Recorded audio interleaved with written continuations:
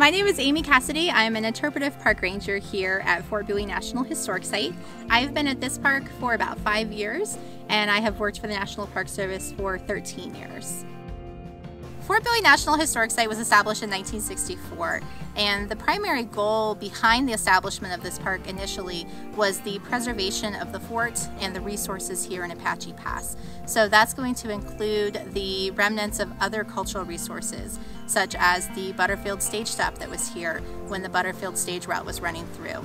That includes the cemetery, the battle site at the Battle of Apache Pass, and also preserving some of those natural resources like Apache Spring.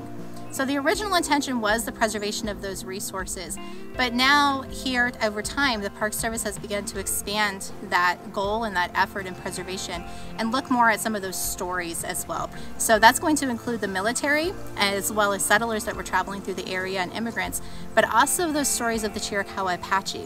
Here at this site, we don't have a lot of resources from the Chiricahua in terms of cultural, tangible resources, but we know they were here. They have a rich history here in these mountains. And so we're trying to expand that interpretation to include their story here, what their experience was like.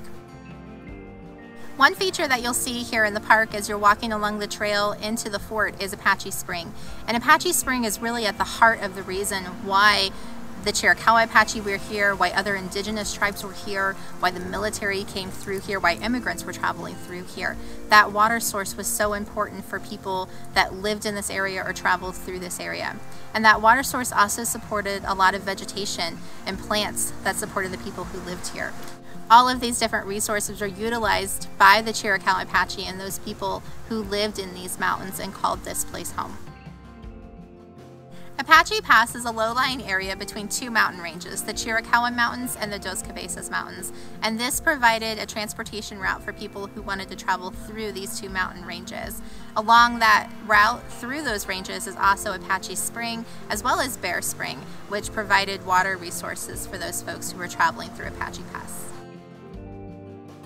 When Fort Bowie National Historic Site was first established in 1964, park managers were faced with the challenge of figuring out how to allow visitors to gain access to the site. And so different proposals were put forward, including building a road up to the fort, but eventually they decided on a totally unique concept. They decided to establish a hike-in park. So today, visitors will visit the site by hiking to it from a trailhead on Apache Pass Road. And along the way, they immerse themselves in the history and in the landscape of this park.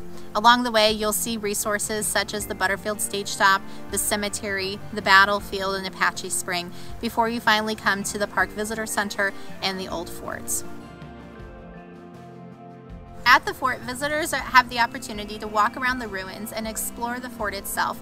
Signage and information tells you more about that experience of the military here in Apache Pass. And then as you head back to your vehicle, you can choose to take the return trail. The return trail takes you on the Overridge Trail, which gives you a great advantage to look down on the fort and take in the landscape around you. Visiting Fort Bowie is great for people of all ages. Our trail is rated as easy to moderate, and it's a 3-mile round-trip hike. So it's a great opportunity for families to get out on the trail. And if you do have young kids who are interested in the Junior Ranger program, our park does offer the Junior Ranger program as well. For those who are unable to make the hike in, we do have an accessible route. That information can be found on our website, but as you're driving into the park, there will be signs along the road indicating where you can access our accessible service road. If you're planning to be in the area for a while, we do not have a campground here at Fort Bowie National Historic Site, but we do have a campground at a nearby national monument, Chiricahua National Monument. Reservations can be made online. The other close options would be hotels located in Wilcox or RV parks, which are also located in Wilcox and in Bowie, Arizona. There is also some BLM nearby where you can camp for up to 14 days for free. Some of the best times to visit Fort Bowie would be in the fall or in the spring. Our peak season here at the park is usually January through April. If you do come visit the park in the summer, please be sure to check weather conditions. That is monsoon season for us. Also be sure that you bring plenty of water, as temperatures can be rather hot here.